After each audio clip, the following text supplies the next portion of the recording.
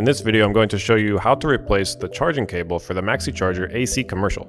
Use the included Type T10 screwdriver to take out the two screws at the bottom of the device holding the faceplate in place. Remove the faceplate. Take out the screws along the edge of the device using the Type T10 screwdriver. Take off the entire front cover. Loosen the cable gland.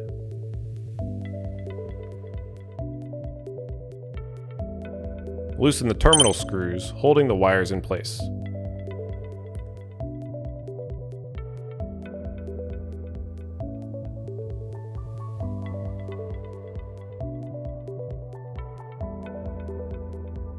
Take out the wires.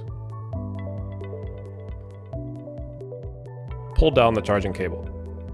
Take the new cable and insert it into the cable gland. Tighten the gland.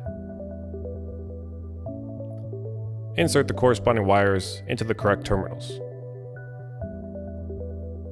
Tighten the holding rod in place. Fully tighten the cable gland. Place the entire front cover back on and tighten the border screws using the Type T10 screwdriver. Place the faceplate on and press it into place.